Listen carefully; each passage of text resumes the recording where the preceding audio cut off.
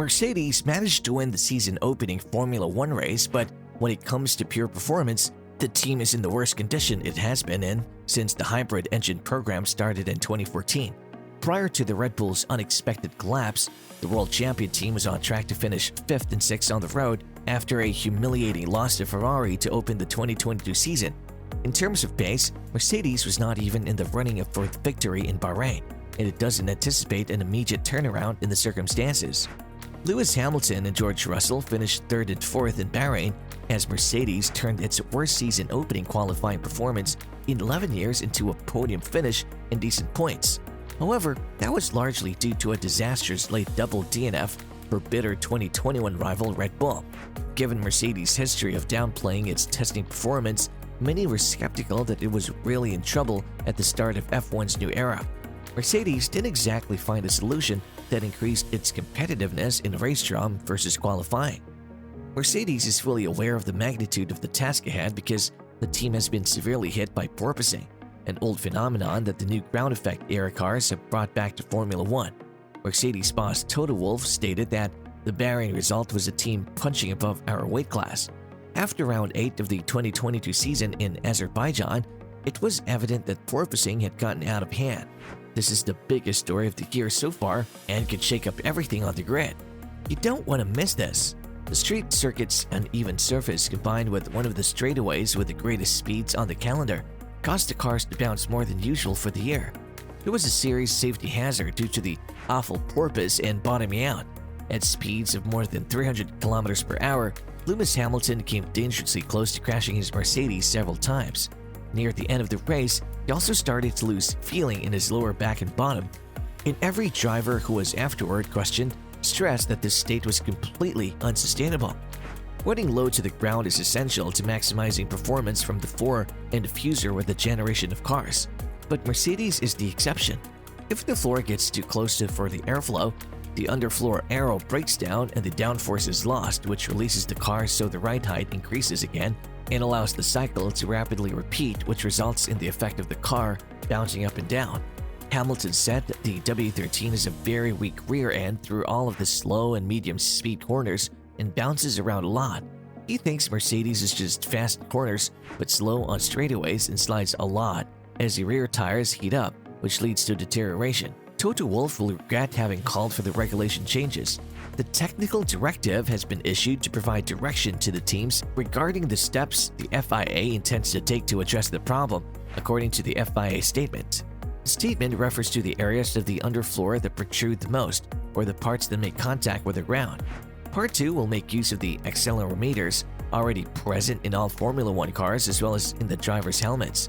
The permissible level of bouncing will need to be determined, but we'll show you some of the data later in the movie to see who the worst offenders are. This means that the FIA has vertical acceleration data which they can use to determine how much an F1 car bounces. Following consultation with its doctors, the FIA has decided to intervene in the interest of the driver's safety. In a sport where competitors routinely drive at speeds of over 300 km per hour, it is believed that all of a driver's concentration is required to maintain control of the vehicle. In addition to these short-term measures, the FIA will convene a technical meeting with the teams to define measures that will reduce the propensity of cars to exhibit such phenomena in the medium term. The FIA is also concerned about the immediate physical effects on the health of the drivers, some of whom have complained of back problems as a result of recent events. This declaration is exactly what we do, and so many of you have been asking for, and it's the ideal reaction from the FIA. Lando said teams on the grid have previously addressed the bouncing issues or have taken measures to reduce them for driver safety. After the Baku, Norris claimed that his vehicle experienced very little bouncing since McLaren raised their vehicle's ride height to prevent it. The teams like McLaren, who have taken measures to preserve their driver's safety, won't be penalized as a result of the FIA's decision to not amend the laws, but rather to impose new restrictions that require the teams to lower their own performance. The team will be required to elevate their ride height by a minimum of 10 mm if they cannot demonstrate that they have fixed the issue for FP3. Although the technical directive won't go into effect this weekend, the FIA will monitor events, gather data, and determine what the precise numerical requirements are. As a result, even though the teams might not need to make changes for Montreal, They will probably need to do so for Silverstone, the following race on the calendar. There are indications from the team configurations that certain teams are getting ready for adjustments. Mercedes' rear wing has been significantly modified for the Montreal Grand Prix, according to Albert Fabregas' tweet. There's no way Mercedes could have their car bouncing as much as it did in Baku, but it appears to be a lot lower down for its ring owing to the smaller surface area, which should imply less bouncing for the team. Many teams on the grid will need to make adjustments, but who will make the greatest alterations and what impact will they have on the Formula One Championship this year? After all, the rules won't be implemented until we return to the traditional racing tracks from the street circuits. Let's take a look at the teams that bounced the most on the championship's most recent real racetrack visit in Spain. As you can see from the graph, the Alpine House and Ferrari were bouncing the most. Whether these levels of vertical G-force fall below what the FIA considers acceptable, we don't know, but we expect these teams to have to make the biggest changes if they are sincere about it. For Ferrari and Haas, having to reduce their bouncing might not be a bad thing.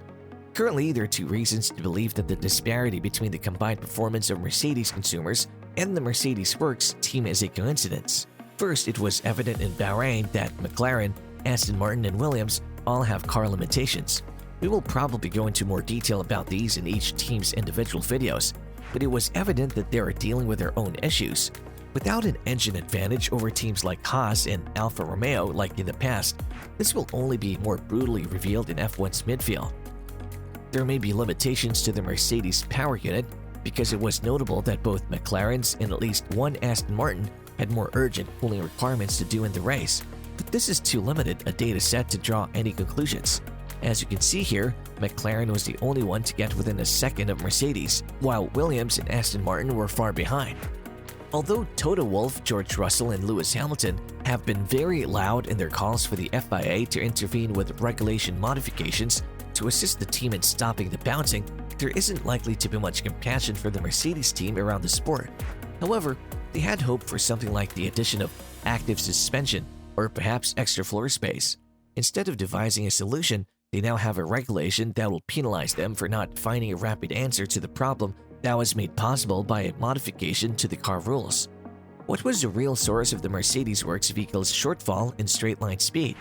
Russell agreed with Wolff that the straight-line speed losses were unlikely to be entirely due to the engine, stating that the bouncing force we're experiencing down the straight will slow you down. Wolff suggested that Mercedes has simply not been able to produce enough parts to have different aerodynamic options, and as a result, the car had a big rear wing that was producing too much drag. Consequently, everything that happened to Mercedes in Bahrain seems to have a purpose, supporting the notion that this is the true source of all the team's problems.